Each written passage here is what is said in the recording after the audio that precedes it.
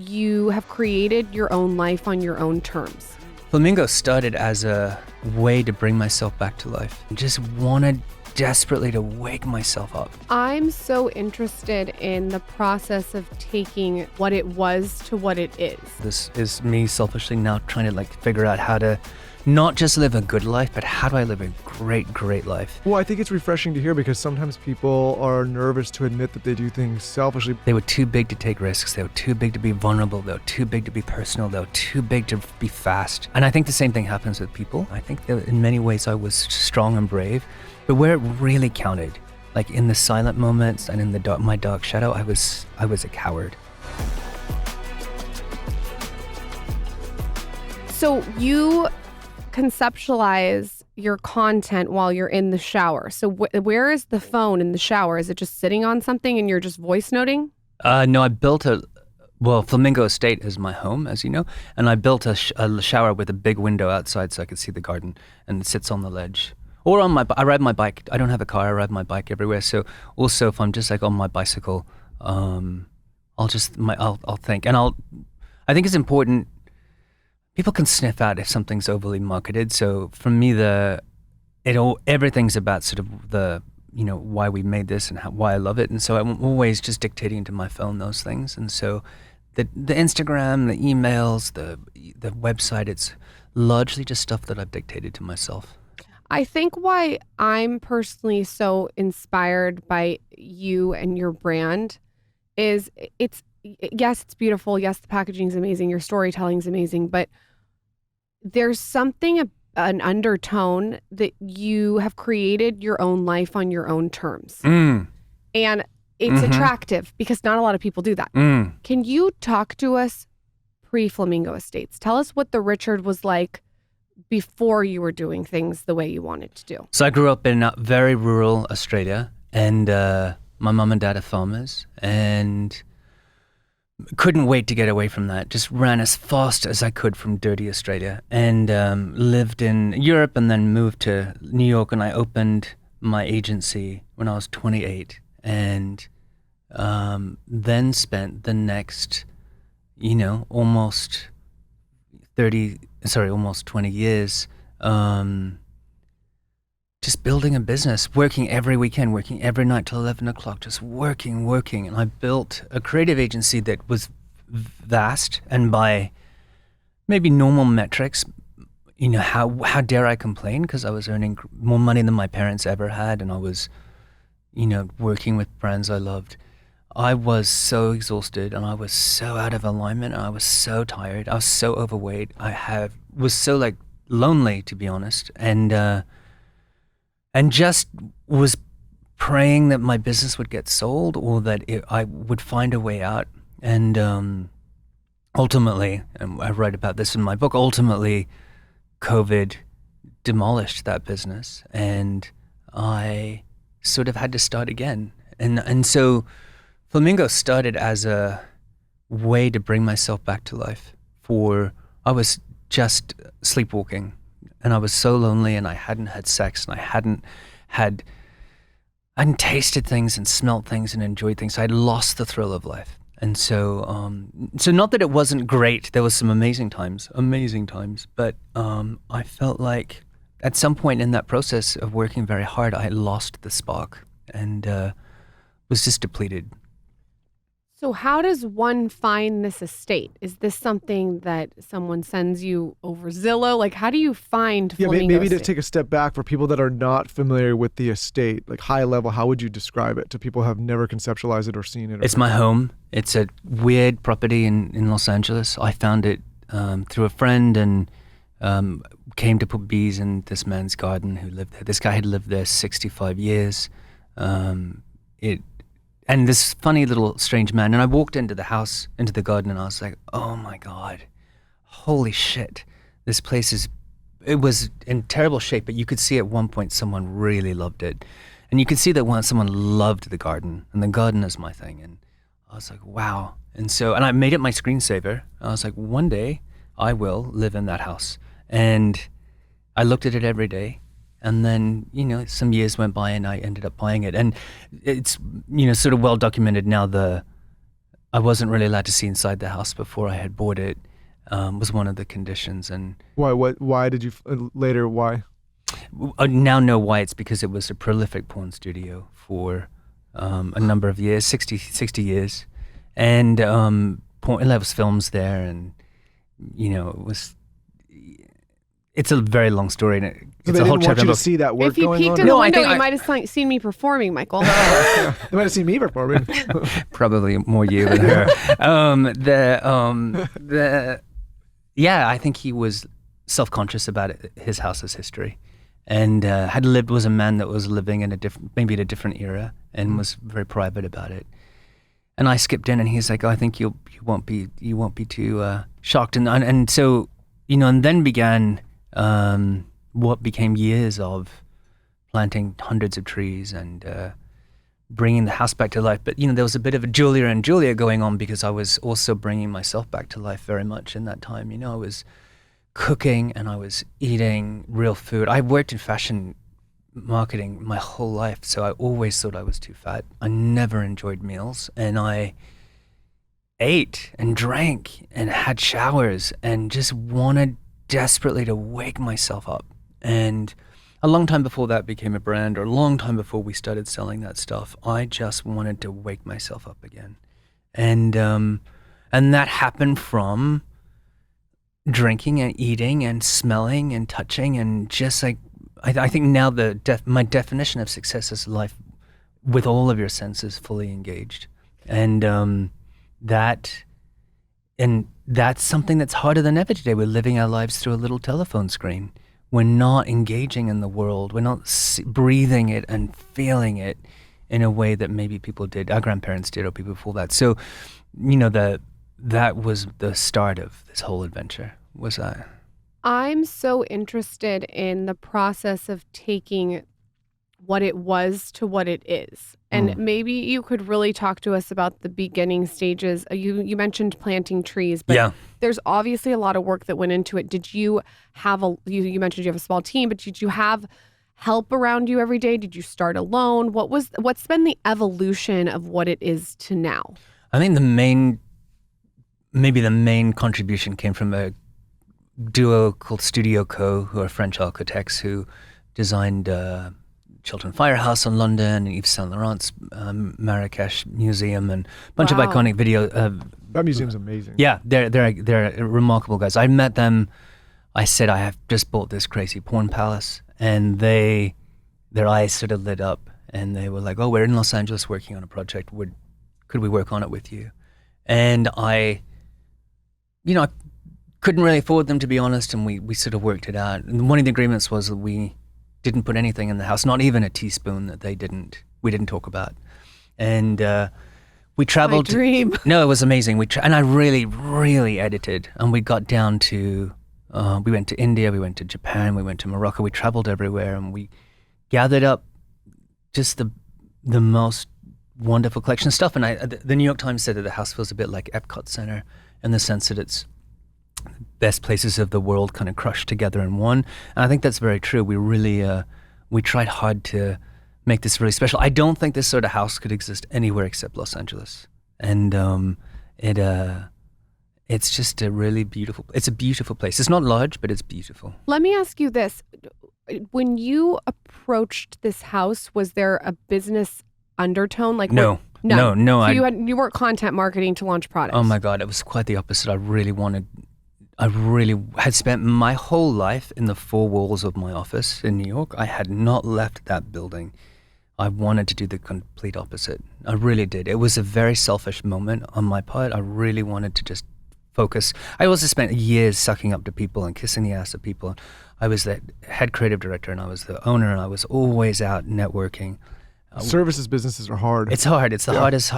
It's a real hustle, and I was the quarterback in that business, and so I was like, God, that's tough. And it's weird because you own your own thing, but you're also having to work for so many other people consistently. So it's almost like you're an entrepreneur and you set out to kind of control your own destiny, but at the same time, you are contracted to work under other people. Yeah, and really enjoyed it and built a big business, but also because of that, my whole self-esteem was tied to that business. My entire identity was that job. And so when that stopped very suddenly, when COVID hit, it was my worst nightmare. My worst nightmare was not being able to pay the rent on our beautiful penthouse in New York of the office. And that happened in 2 weeks. The business just sort of started to buckle under the weight of a big payroll. And how many people did you have at the full? At the height of it, we probably had like somewhere near 100. Wow. And it's still going now. I'm not involved anymore, but the team that was there took it. But and they're doing really well. But it was a long. So so to answer your question directly, finding this house in this giant garden, it was the complete opposite energy. It's all I wanted, and we just started making things that we wanted to use, and then, the real start of the business, let's call it, happened when a farmer walked into, I also owned a bookshop in Los Angeles, and a farmer walked into my bookshop, and she was going to lose her farm because her vegetables went to restaurants, and the restaurants had closed. You remember that during COVID? And I had said, no, don't let, my parents had lost their farm when I was a kid, so I was like, no, fuck that, we won't let that happen. We'll sell your vegetables.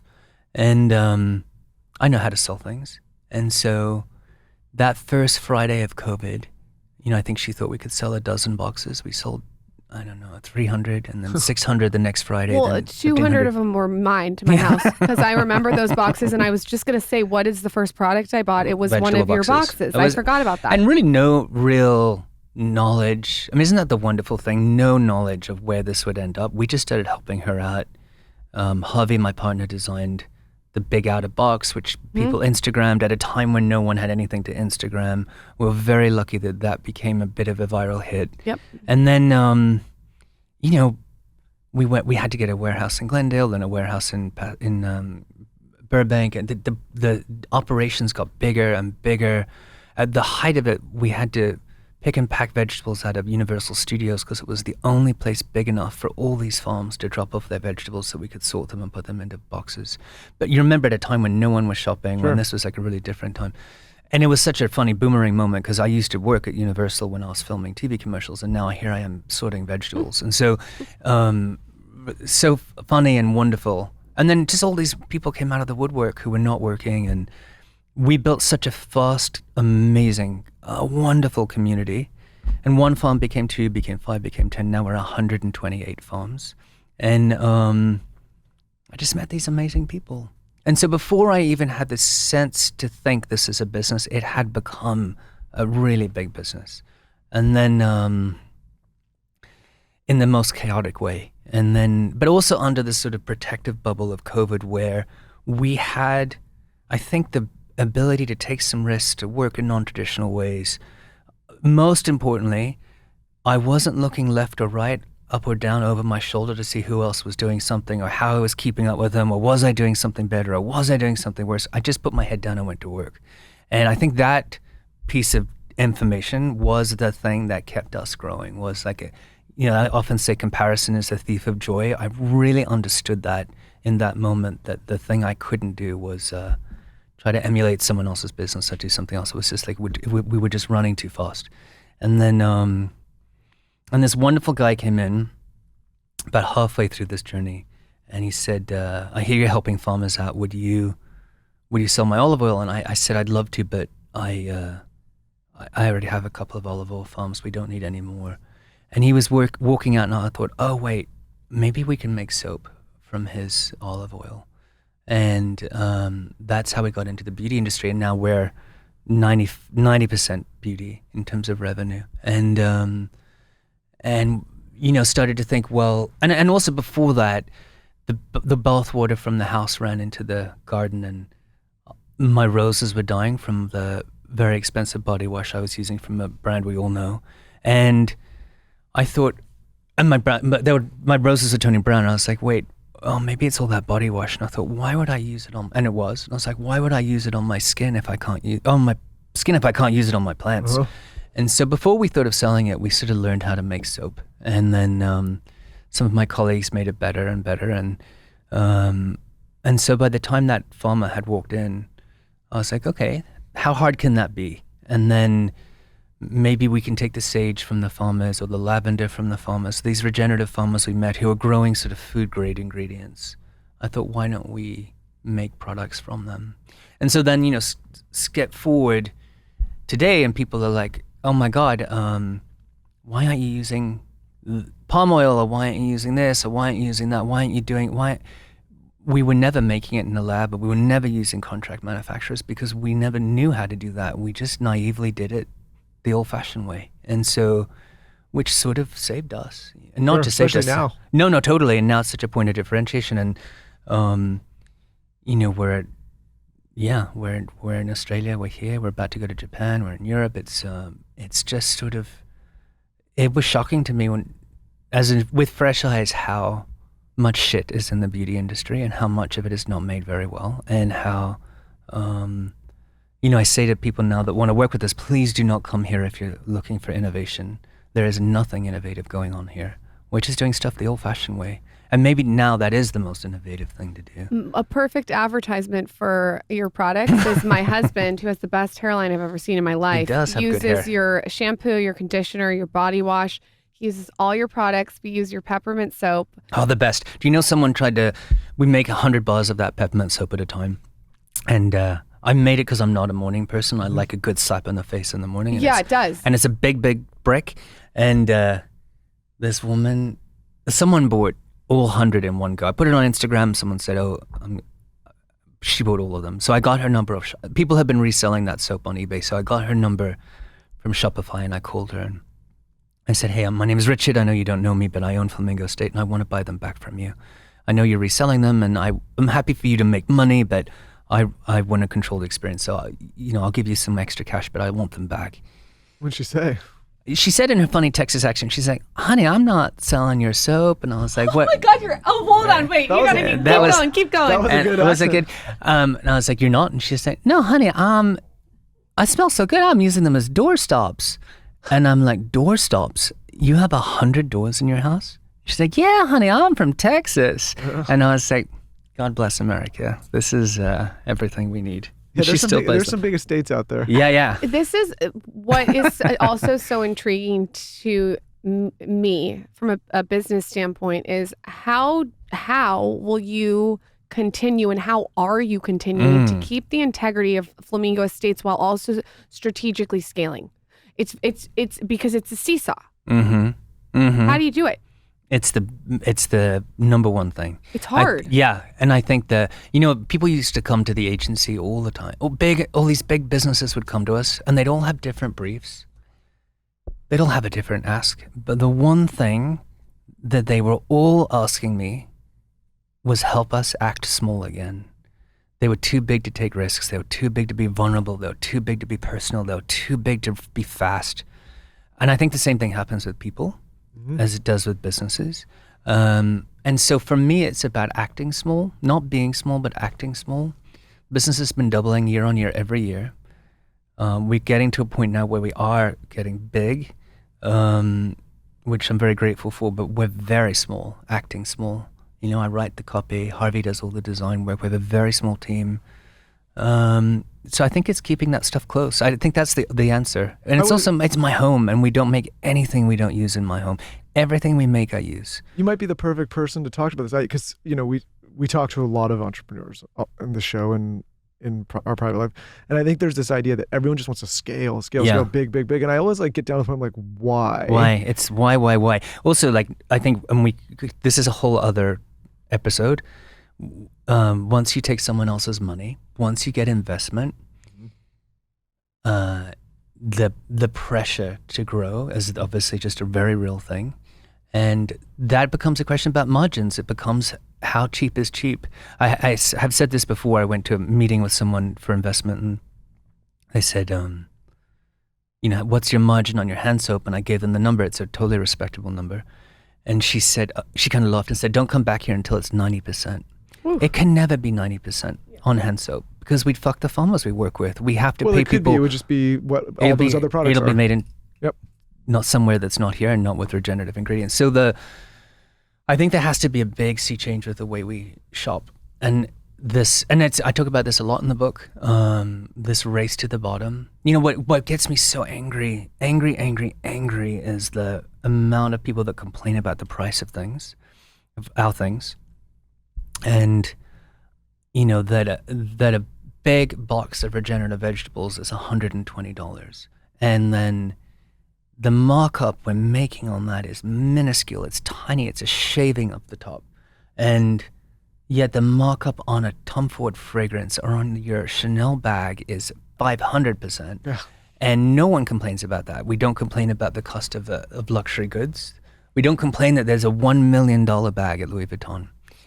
And there is one. We don't think about the markup on that, but yet we would raise our fists up and get angry because there's a 15% markup on a box of vegetables that your family eats. So there's this real interesting double standard with the way we prioritize the things you put in our bodies and the way we grow them. And I think vegetables and food in this country have to get more expensive, not less expensive. I think that we have to stop flying stuff in from the other side of the world. We have to eat locally. We have to grow locally. There's a great interview in the book with Alice Waters, the chef, who says the things that what you put in your mouth is what you put into the world.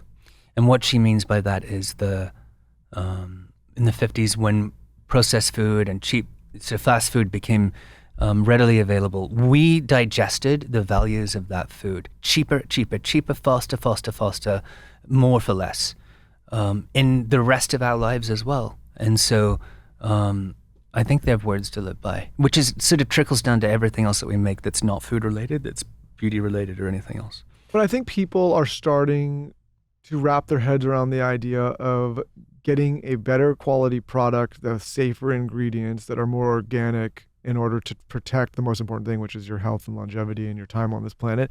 And they're willing, I think the people that learn this and are starting to take a greater interest in this topic are starting to make that investment. Also, right? Who cares what handbag you're wearing if your whole entire house is filled with chemicals and you lay your head down on the pillow and you're breathing in something that rhymes with schmide 9 hours a night and you're eating like shit.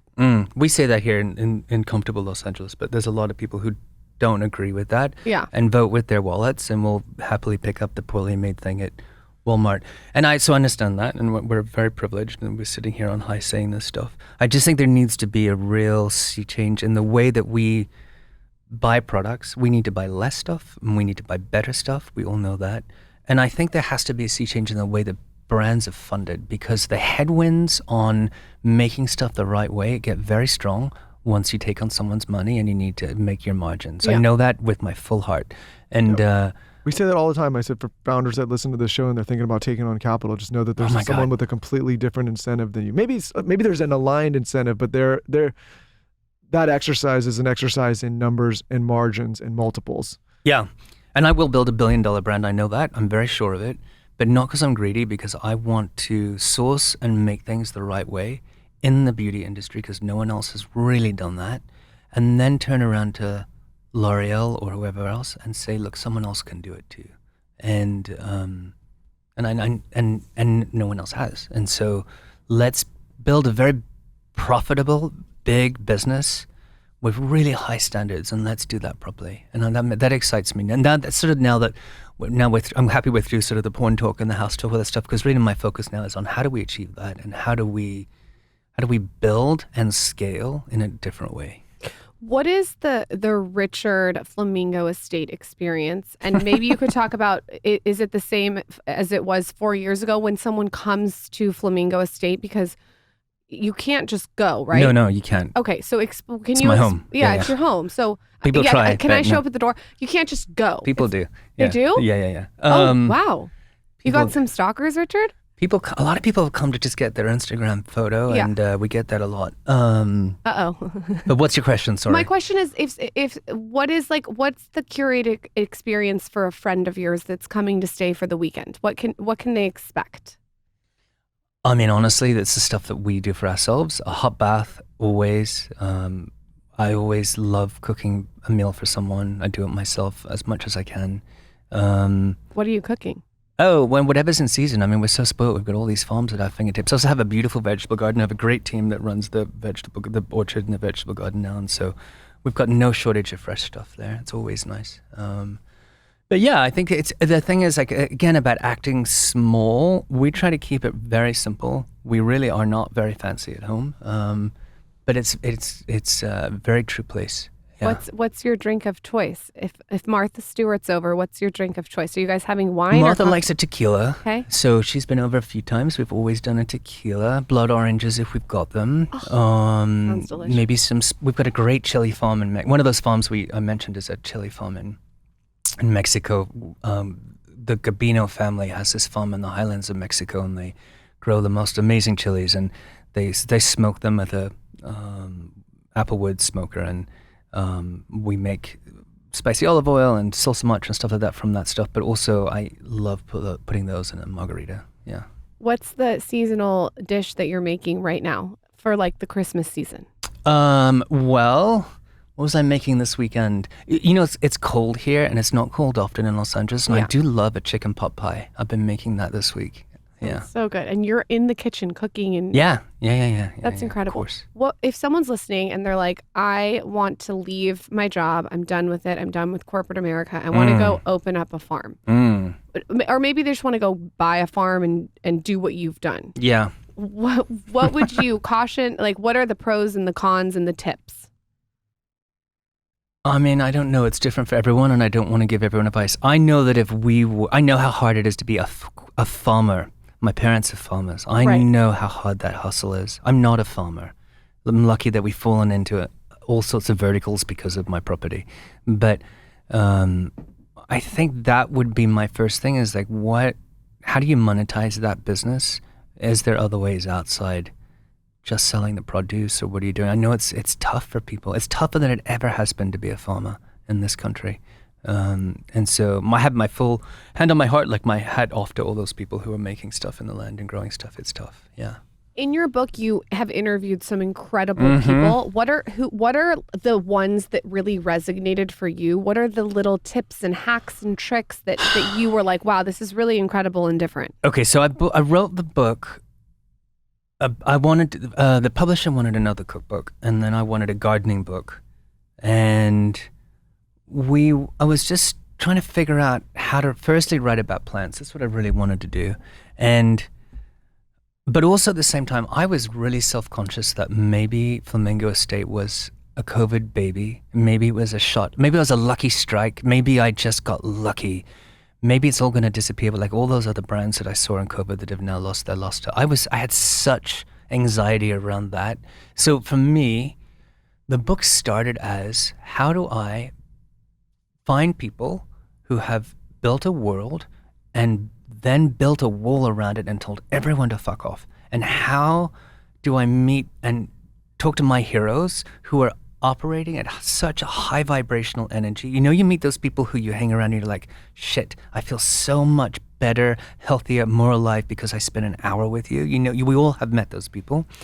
How do I squeeze that juice, you know? So I made a list of people, and like there's several, and Jane Fonda and Kelly Wearstler and Martha and those people that are in here who every time I meet them, I'm like, God, I want more of that, you know? So some of it was that. How do I get that was some of it. And then, so I don't know, I started writing, and I sat in the goat shed. I've got goats at the house. I sat in the goat shed and I write. I started writing about wisteria, which is, you know, the vine that grows and grows and grows and grows and grows and grows and grows, and you can put it anywhere and it grows. And it's such a good metaphor for work ethic. It just does not stop. And I was writing about wisteria, and then I thought, who do I know that is like wisteria? And then I was like, oh, it's Martha. And so that sort of then set up the construct for the book, where I was like, plant and person. And so started just to go through my favorite plants and then build that bridge. And so Jane Goodall obviously is like iconic. She's in the first chapter. And Kelly Wearstler is maybe one of the really interesting ones, because Kelly is a good friend and her family. Kelly is so disciplined. She goes to the gym twice a day. She is there for her friends, but she does never waste any time. She will never hang around people she doesn't like. She's just really good at saying no and very, very kind at saying yes. And she's a wonderful person. And her chapter is called Prune Your Roses. And that's, anyone that has a garden knows that if you want your roses to come back strong, you have to prune them. You have to get the scissors out and you have to chop them really, really hard. And so the metaphor there is in our lives, we need to keep scissors in our back pockets, metaphorically speaking, and we have to chop all the time. The shitty person, the shitty friend, the shitty colleague, the shitty thing, the habit, the whatever thing is that drags you down, you've got to take the scissors to it. Kelly does that so well. And so that's one of the things after writing the book, I was like, I need to get my scissors out and really chop. And so that was one of the more interesting lessons in the book. There's so many, it's 600 pages. It sounds like the book in a way is also you extracting lessons that you wanted selfishly for yourself 100%. From the highest performers in your life. 100%. The whole brand was also me selfishly making the stuff I wanted to use every day. So also this is me selfishly now trying to figure out how to not just live a good life, but how do I live a great, great life? Well, I think it's refreshing to hear because sometimes people are nervous to admit that they do things selfishly, but in your case, you're doing it selfishly, but then sharing this with other people to... No, I'm all for... we say Flamingo's the house of radical pleasure and I think it is because it's a radical act to stand up for your own happiness. I know that sounds a little Benet Brownie, but I was like, it really is the hardest thing in the world to stand up for your own pleasure, what you want to do every day from the second you get out of bed. And so the book is sort of an exploration of that in some ways. Yeah. We had a dentist on recently that told us all about Smart Mouth. Smart Mouth is the only mouthwash that's scientifically proven to eliminate and prevent bad breath for 24 hours. All you need is just 2 rinses a day. So basically, they designed this product to prevent bad breath 12 times longer than the leading brand. It's essentially confidence in a bottle, which is great. You'll feel very minty fresh and you won't have to worry about bad breath. So they use this certain technology. It's a zinc ion activation, and it's the key to eliminating and preventing sulfur gas, which is actually known also as bad breath. This is the secret to all day fresh breath. A dentist told me this, so it shouldn't surprise you that Smart Mouth was developed by a dentist and is dentist recommended. The one that I tried is the original. They also have other ones. I just like it because it's mint. I'm a simple kind of gal when it comes to flavor, and I like mint. So you guys have to check out Smart Mouth if you're looking for a mouthwash. Never have bad breath again. Find Smart Mouth at Walgreens, Walmart, Amazon, or visit smartmouth.com/skinny, and you can snag a special discount on your next Smart Mouth purchase.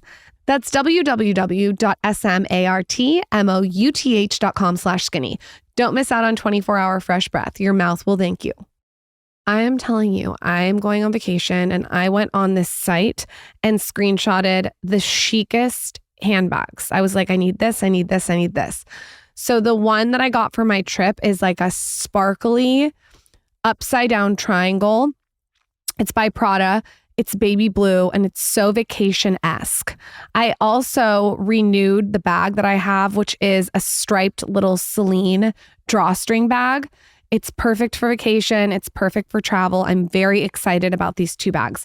If you're unfamiliar with Vivrel, it's the first of its kind luxury accessories members only club, providing members access to borrowed designer handbags, jewelry, watches, and diamonds. I love this site, especially when I go on vacation, because I can go on as a member and treat my closet like my own. I can borrow anything within my tier and there's no return date. So you can go on, you can get the handbag of your dreams, and members can then swap items out once a month, or you can keep your item for as long as you like.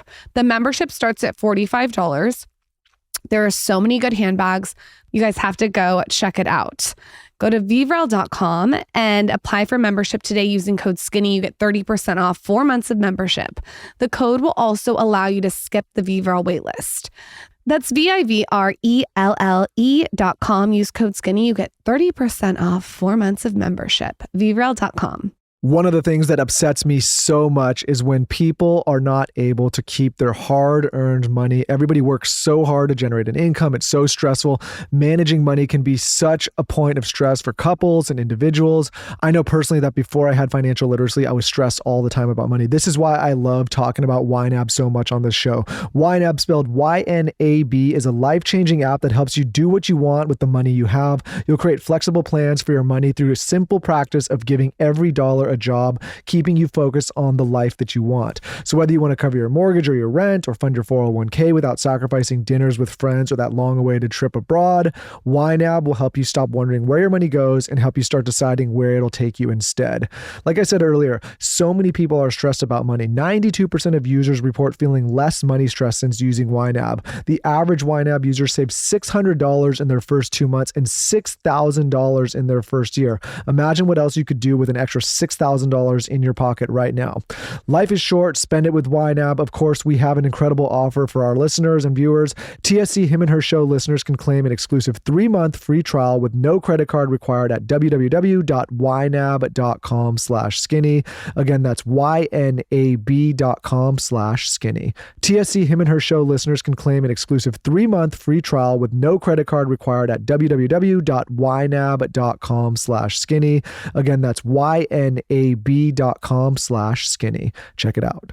Is there any other tips from these incredible people? Like, give us, like, Chrissy Teigen's in it, John Legend. There's so many amazing people. Is there a little takeaway that you've maybe applied to your own life that you're doing daily now based on writing it? The one thing that everyone sort of said, and I never asked the question, but the one thing that came out in every interview was put your phone down. This promise of technology would leave us more time to do the things that we wanted to do. Instead, what it has done is given us more time to scroll. And so there's great power in just the doing, the planting, the making, the baking, the walking, the doing something. I got that from everyone, was just put your phone down and go and make, bake, do, plant, do something, and everything else will fall into place. It will deliver it on your feet when you make that promise to the world. What do you think some low-hanging fruit is for people that want to curate their own spaces? For anyone that wants to make their home more of a peaceful, inspiring place, like what do you think some of the things they can do? I mean, I when I designed Flamingo with the guys, I wanted a house that was. I'm not a fan of HGTV open plan beige homes, so there's a lot of color. I really tried my home to tickle all the senses. You run your fingers across the textures are different. It's wood, it's marble, it's stone, it's rough, it's smooth, it's cold. The smells are amazing. Every room has a window that opens up to the garden. And even if you don't have that, I do think go outside and pick some rosemary or jasmine or whatever and stick it in your shower and let it steam. I think bring nature in. I guess that's the main thing, is bring nature in. All of the lessons we need to learn about life are in the garden. They're already there. One of the chapters is called Drop Your Leaves Like a Plum, because it can't always be, it cannot always be summer. We all have to go through a winter. John and Chrissy talk about that after they talk about her miscarriage, and then she got canceled, and like they've had a winter and they got through it, and we all have winters and we can all get through them. And we also have to drop our leaves and rest. Stone fruit can't bloom and fruit unless it gets cold enough in winter. They have to rest for them to come back stronger in spring. And so they need the cold. And so we need that too. We need a minute just to drop our leaves. It's interesting. Richard, what's been the most surprising thing to you with Flamingo Estate? And what are things that have surprised you with your journey? Well, maybe I'm annoyed at myself for spending 20 years chasing hungry ghosts. What's most surprising is how much joy I've got from just the simple things. But don't you think that you had to have that winter to see the other side? Oh, for sure. I'm so grateful for COVID. If COVID had not have happened, I don't know where I would be now. So if you could put your thumb on the things you wish you didn't chase specifically, what are those? His green thumb. I think there was a point in my inside my soul where I could feel that it was time to do something else. But I didn't because I needed the money or I was doing something. Or I think that if I had have really sat and listened to myself, I probably would have left that job 10 years earlier and done something else. And I feel like now I think, also there's a chapter about shadows in the book, Embrace Your Shadows Like a Tree Fern. How I think I dealt with that was I drank like a fish. We talk about drug use and addiction in the book. I really was self-medicating, and I think maybe trying to quieten the voice in my head that like I needed to shake things up, and I was just too scared maybe to take that jump. Had COVID not have come and crushed my business, I probably would still be there drinking right now. And so I don't know. So maybe I would have just been a bit more brave than I was. Yeah, we had because I would say like I was brave in many ways. Like starting a business is scary and managing a team is scary, and I think that in many ways I was strong and brave. But where it really counted, like in the silent moments and in my dark shadow, I was a coward, and I wish I had acted more boldly in those private times. Yeah. We had Mel Robbins on do you know about Mel Robbins? Mm-hmm. And she was talking about sometimes we get, I forget if it was like sunken cost or whatever, where you've put a certain amount of time in anything or into something. Yeah. And then even if it's not the right thing, like we can't let go of it because of the time that we've allocated to it. Yes. I think that can be applicable to not only careers, but relationships or friendships, whatever it is. We can't quit things even if we know they're not great for us. Yeah, it's true. It's so true. And I think maybe what this business has taught me is that the joy in seasonality, like not just like accepting change, but really racing after it, like racing after the close of a season and something new coming up. I love it now. I love change. I get very bored very quickly and try very hard not to stay in one place too long now. I'm sort of actively seeking change all the time, and not just trying really hard not even to think about it, just to keep running towards it, both in product development, but also in my private life and the way I treat people and the way I sort of move through the world. Do you have to travel consistently to stay? More so. I mean, I spent my life on a plane. I was at the #1 frequent flyer on JetBlue when I had my agency. The #1. They had a party for me. And I was... Oh my gosh. I'm so ashamed of that now. I was always somewhere else. I was always running. And so I tried for the longest time not to even get on a plane again. I hate going out. I rarely go out. I tried really, really, really hard not to travel. I love being home now. And so, but now obviously now that we're selling overseas, I'm traveling a bit more than I would probably like to. But when I do, I'm really mindful of it. I'm not. It sounds like now there's more purpose behind it. Yeah, I mean, it's a very different energy. I'm doing the thing I really love. And so I'm very happy for that. How do you work with your partner? I work with my husband. Oh God, isn't it hard? It's hard, but no, it is hard. It's the most rewarding and challenging thing. We would not be sitting here today if it wasn't for Harvey. He is amazing. He has designed everything. He has pushed me hard. He's like, we together have built this business, and we live at home together. But there's some days when I'm just like, ugh. And he is too. There's an interesting interview with Joe Horgan, who's the founder of Mecca. Mecca is a huge $1 billion business in Australia. It's a big beauty retailer. Brilliant business. She and Pete, her husband, work in it together. And I was in the interview, I was like, how do you guys do it? Like, they are both in it. They're so energized. And she's like, sit at different ends of the office, and so that you don't see each other all day long. So you have different little, work friends. And then what they have done is they don't drive home together. She bought a car so that they didn't need to drive home together, so that she could have a minute, not take their problems home, not talk about work on the way home, because then you're just going to talk about it when you walk in the door. Mm-hmm. And so we've not done that. That's a good one. You would not know. You'd call me. So that's that. But also like it's also on the flip side, it's nice to do a business together. It's very, very, very rewarding. I will say that. You know what I like? What I think about it is the first thing when people ask me, should I work with I always say no. That's my first no, and then I go into unless, and if you. But I think what I also don't like is when couples say like, okay, there's a certain time when I'm not allowed to talk about this work. That doesn't work. It doesn't work. And I'm like, you can't have these parameters around what's going on in your life and what's important. Like when the wife or the husband says, we're at dinner now and we don't talk about that. I'm like, well, if that's what's important and what they're passionate about. No, I also don't. I'm very much, this is one thing. I do not believe in work life and it doesn't exist. Non-work life. It's all one thing. Yeah. And I like it that it's one thing. I like it that it's very integrated for me now. But but I also I do like telling Harvey to go sit in the other end of the office. He can have his own work friends. We ask this a lot to people on this show, and you are such a good one to ask this to. What's your morning routine when you wake up on a regular old Tuesday? It's very, very disciplined, and it's the same every day. I wake up very early. Very early. What's very early? I'm always up by 6:15 at the latest. Okay. But early, normally before that.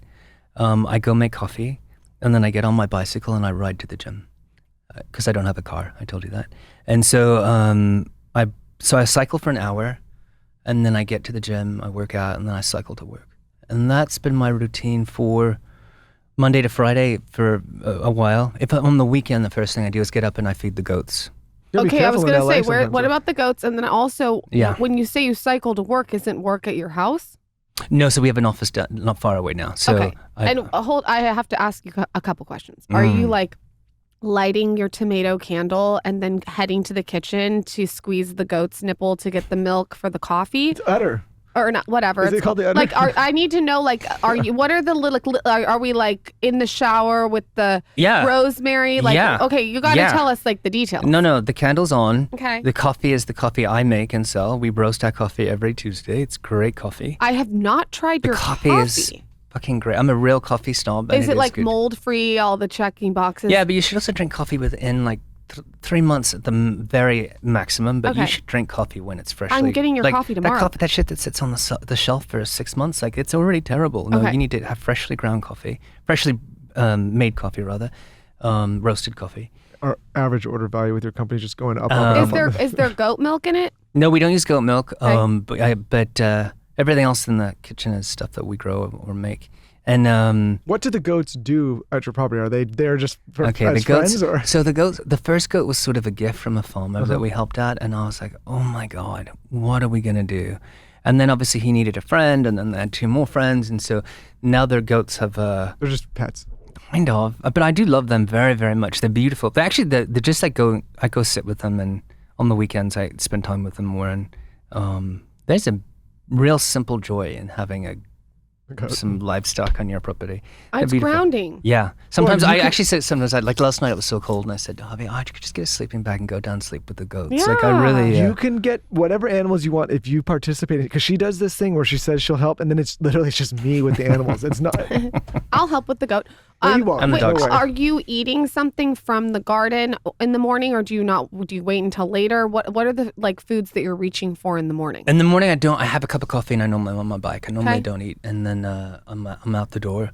And Lauren has built a whole fantasy of what you're doing in the morning. If you could see in my brain what I think you're doing, you would be like. Well, on a weekend, I'm feeding the goats, and then I'm running a really hot bath because we have a big bathhouse. We have a bathhouse, and I sit in the bath for an hour. It's my favorite place in the whole property. And every night I try to take a long bath as well. And so that's like lots of soap, lots of soap. The jasmine and the damask rose soap is my favorite one for that. Go watch a Disney princess wake up. That's how you think like I wake up? I imagine like the birds are fluffing your pillow and the clock like chiming in the background and like the cup of tea on the tray.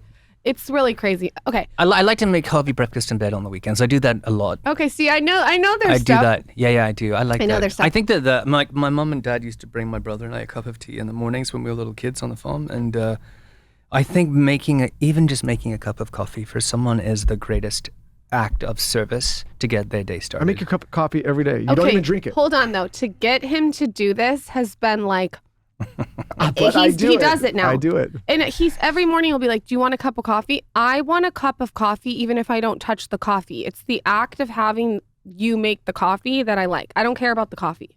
I'll make that the coffee that you don't drink. We're not going to use. We're going to use the shitty stuff that's been on the counter.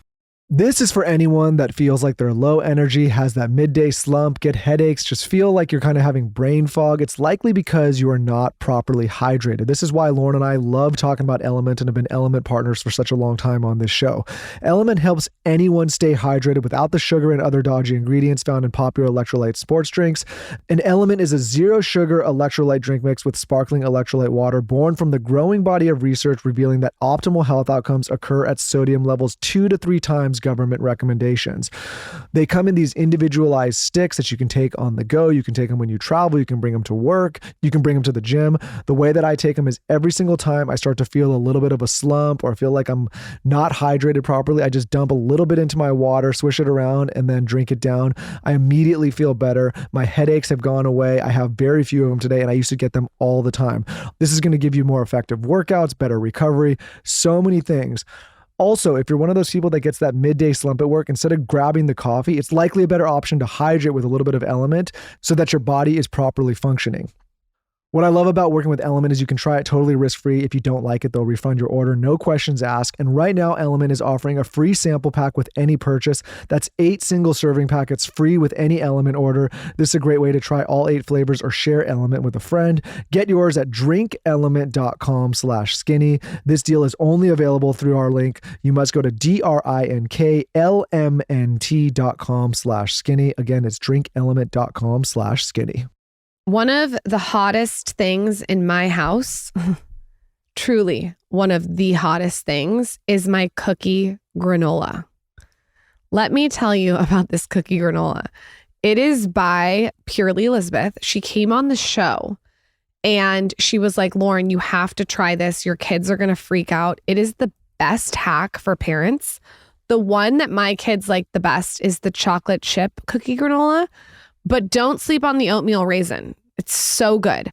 This is delicious granola with crunchy clusters and ancient grains and superfoods. So basically, it helps you to make good choices easier. So when I'm giving my kids this cookie granola, I feel great about it. From the ancient grains to the superfood seeds, everything contains no artificial flavors. Everything's certified gluten-free. They have plenty of non-GMO, vegan, keto-friendly options. If you're looking for a plain granola, I'm a big cereal fan right now. I do raw milk with granola, and their granola is my favorite. They have a chocolate sea salt. They have a blueberry hemp. Last night I had the original ancient grain granola and I added a little bit of raw honey to it. It was delicious. I love her products. Visit purelyelizabeth.com and use code skinny at checkout. You get 20% off. That's purelyelizabeth.com. Use code skinny. Purely Elizabeth, taste the obsession. And trust me when I say to get the cookie granola. A lot of questions about my pregnancy skincare routine, and a brand that I trust and I've trusted throughout all 3 of my pregnancies that I always go to is Agent Nature. So I use their products throughout my entire day. I used their scalp mist today when I got my hair washed. I think it helps with hair growth and thinning. And then I use their serum every single day. This is such a good one. I recommend it to everybody. I always recommend this serum. It's the perfect consistency. It lays under makeup and it's so glowy and pretty. It's going to give you that glass skin. I got asked in my solo episode what I was wearing on my skin, and that serum was on my face underneath my concealer. It's a really good one.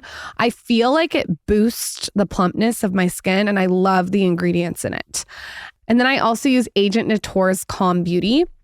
So this is this little packet that I take. There's tart cherry in it. It's so delicious. And everything just supports sleep. So I'll take it at night. It's a non-drowsy formula. It calms anxiety and promotes relaxation. I use a lot of Agent Nature's products. You really can't go wrong with any of the products. But those are the top 3 that are sort of in my routine. I love this brand so much. I'm having Jenna, the founder, on the podcast. I just think they get it when it comes to powerful research-driven ingredients. And everything feels so clean to me. Elevate your skincare and wellness routine with Agent Nature. Visit agentnature.com and use code SKINNY. You get 20% off site-wide. Experience clean beauty that actually works. Luxury, science, and results. Before you go, you also have to tell us, is there anything that you do at night that's special, ritualistic, routine, any kind of romantic things that you do? I mean, I take and often we take a bath together, but I'll take a hot bath for an hour together. Yeah. This bath, you're using Flamingo Estate? Okay. No, it's where we started. Okay. Remember, the soap was killing my roses, so it's where we started. Yeah, okay. Lots of body wash. The sage one that I think you have, the sage and roasted one, or the rose and jasmine one. Yeah. If I were to pick a couple, we just did a new. Oh my God, this amazing marigold soap that we made. That's incredible. That's only for a limited period. We did that, which is so good in the bath. And I'm very spoiled because I can throw, so much of these big soap bricks into the bath and it's fine. That's my favorite. That soap is remarkable. And we're working on one now. I've got this idea. Before I came here today, I was just smelling samples. When you harvest honey, you put dried lavender in the smoker and it calms the bees down. That smell of smoky, dry lavender is incredible. It doesn't smell like, terrible like Mrs. Meyer's lavender. It's like a real deep smoke and a little lavender sweetness and maybe some sage. And so I really want to do a candle and a soap that smells like that for next spring. So that's my next soap. We've been working on that. You've got a lot to do. Yeah. If I were to pick my favorite curated products, you guys, the peppermint soap bar, any of his soaps, there's a texture to it that's unlike anything else, and the smell is gorgeous. And you're right, you can put it in your shower. It smells the whole shower up. I use shampoo, your body wash. I have your tomato candle. Tomato's everyone's fave, yeah. Hand soap in every single one of my rooms. My kids use it. I love your hand soap. I have your book. I think you really can't go wrong on the site, but those are some of my standout favorites. You know the soap that you speak of, the base oil is babassu oil. Do you know what that is? No. It comes from the Amazon. It is in Brazil. I mean, it grows in other places too, but it's this, rather than using palm oil, which is so bad for the world, babassu grows in the space between like the forest and the grassland. And so in a way, if you think about it wrapping around the Amazon, it sort of is an invisible electric fence, if you will. If we can build value in those trees, they won't tear them down. Huh. And so I'm trying to encourage everyone to use babassu because we can, and the local communities are harvesting it and then they're making the oil. And so you can imagine if everyone was doing that, then there would be the inability to push the Amazon down because we would be protecting these trees that are safeguarding it right now.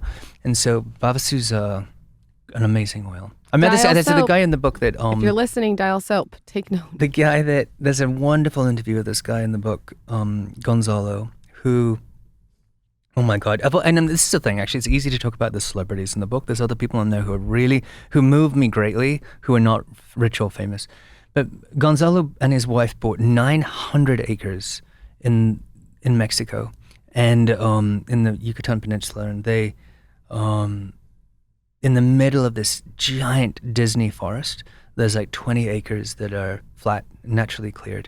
And he's growing rare or extinct vegetables and produce there because most of the produce that we eat today is only here because it's got thick skin. A lot of produce that we used to have has disappeared because the skin was not thick enough to put in boxes and transport places. So thin-skinned fruit. I'm a big fan of thin-skinned everything, people and vegetables.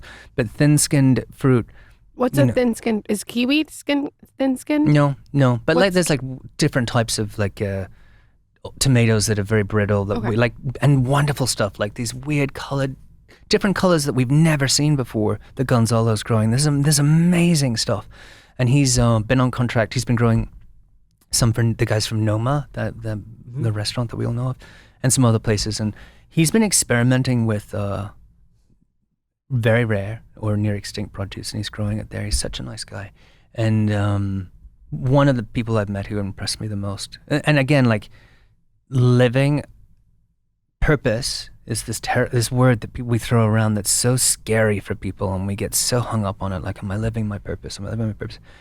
But Jane Goodall, him, like everyone in the book, I think are living their purpose, but they're just like doing the thing that makes them happy. And that's great and that's all it needs to be. Yeah, and I think one of the biggest lessons is all these people that are living their purpose have also found massive success.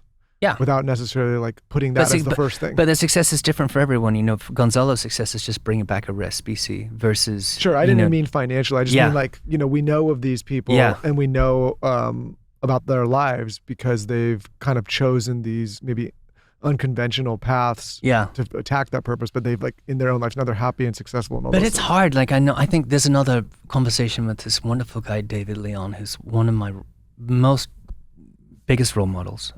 David started Farmer's Footprint, co-founder of that, and has worked with the Center for Food Safety lives in Hawaii now, to get glyphosate, Roundup, out of our food system. He's campaigned so hard for it. They found traces of glyphosate in school drinking fountains in Hawaii. And then they realized that that Monsanto was using the spray, not telling people. And so now it's still not illegal, but at least they have to tell people. And actually on that note, in a couple of weeks, we're going to do an olive oil that's very special with Laura Dern. And Laura Dern's mother also got sick from glyphosate, from pesticide use. And so all the proceeds from that are going to the Center for Food Safety, which I'm very excited about. And a lot of what we haven't even talked about, there's a lot of the stuff that we do, we try as much as we can to give those proceeds back to people who are fighting for climate or that sort of stuff. And the celebrity honey, which you've probably seen, and that sort of stuff, all that stuff is all going towards those people. The Guide to Becoming Alive. Everyone go get it. It's a beautiful book. It's in my kitchen, you guys. It's such a good one to have like on display.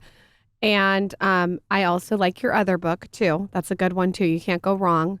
Richard, thank you for coming on the show. Where can everyone shop? I know we have a code. Oh, great. Your team gave us a code, you guys. Go get the soap. All the soaps. What are your what do you think your favorite products for them to start with? Yeah, do the Richard kit. If they've never had a Flamingo Estate product. Tomato candle, the peppermint soap, which you love, the soap bar, olive oil. Okay. The olive oil this season is so good. Michael likes it because it makes his balls tingle. How do you know? I just know. I know him so well. I want to say something so bad, but I can't. No, No. It's all good. I'm glad your balls are tingling. This is great. I hope you feel really alive. I do. All my senses are activated. FlamingoEstate.com. Skinny15 for 15% off. I will be using my own code to get the coffee. Go shop, you guys. It is one of my favorite websites to go on. I'm telling you, I'm such a fan. Richard, thank you for coming on the show. Come back anytime. I feel like we could have gone in 100 directions. Yeah, thank you. It's so nice to meet you both. Thank you so much. Thank you, Richard. Fans. Yeah. Appreciate you.